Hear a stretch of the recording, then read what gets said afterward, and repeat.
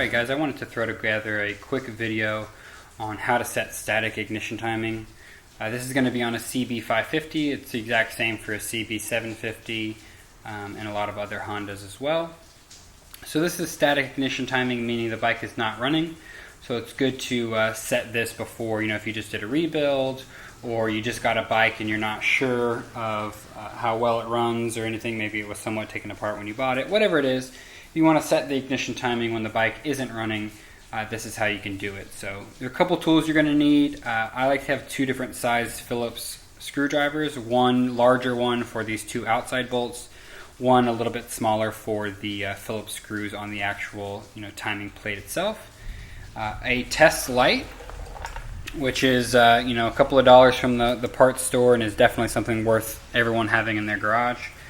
It's basically just a light bulb with two wires so that you can test when circuits have power and when they don't.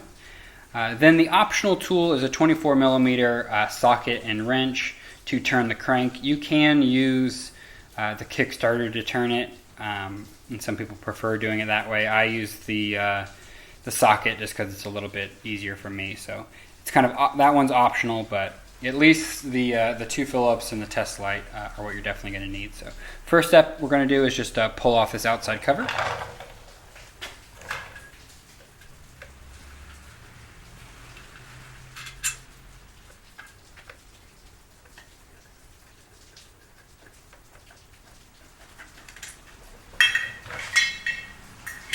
Once we have that off, we're ready to hook up our test light.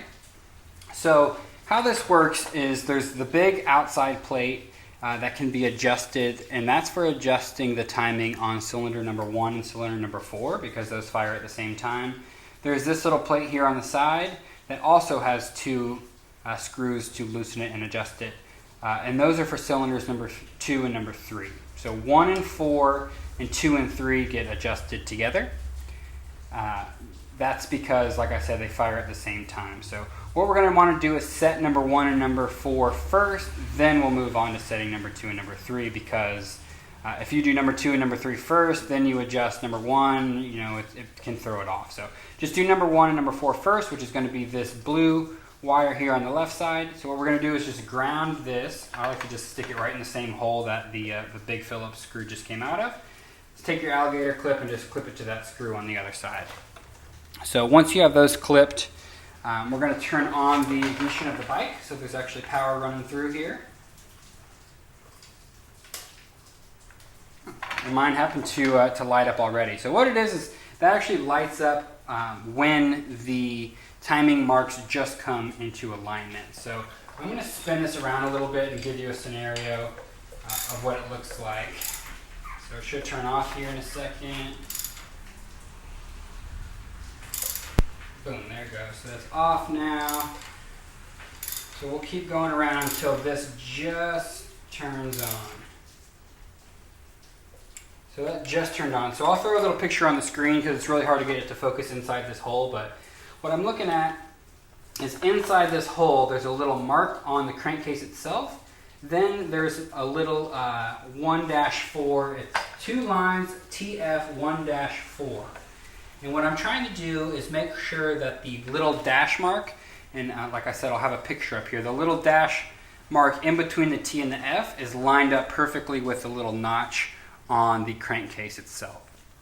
That's how you set static timing on number 1 and number 4. If that was off, take your slightly smaller Phillips screw, undo the Phillips here on the top, over here, and over here. So you got like 12 o'clock, 4 o'clock, and 7 o'clock on the big plate itself. And you can see that there's like open space on each side. So you undo those 3, and you can actually rotate this whole assembly. So what you'd want to do is just line up those 2 marks, and then rotate your plate until that light just starts to come on. So you don't want it to be halfway in the middle or anything. You want it to just rotate it. Make sure your marks are lined up, then rotate it to this light just comes on, tighten those 3 screws. Now we'll move on to number 2 and number 3. So number 2 and number 3 are going to be on that side. You can keep this grounded in that same hole. You're just going to move your alligator clip to this yellow wire on this side. So we're going to do the exact same thing. Rotate the crank around. It'll be 180 degrees from where we were before.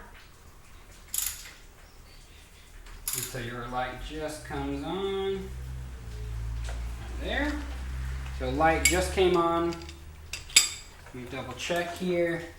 Yep. So a very similar mark on this side. It just is TF and then a 2 and a 3, of course, because you're doing number 2 and number 3 this time. So if this was off, there's a little Phillips screw here and another one right down here on the other side of this clip, right there. So you undo those two and you can actually just adjust this point independently, and you would do the exact same thing. So you make sure that those two lines are lined up like they're supposed to be.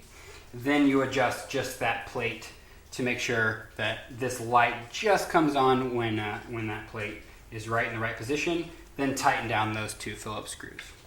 And that's it. So that's how you set static ignition timing on a classic Honda. Like I said, it should be exactly the same for CB550s, CB750s, and a variation of the same thing on most classic Hondas. So yep, that's it. If you guys have any questions or anything, feel free to let me know. But it's a very simple process. Once you've done it once, you can knock it out in a matter of 2 or 3 minutes on the side of the bike. So that's it. So make sure all your Phillips head screws are tight before you put that outside cover back on. Then you're good to go. So like I said, let me know if you guys have any questions.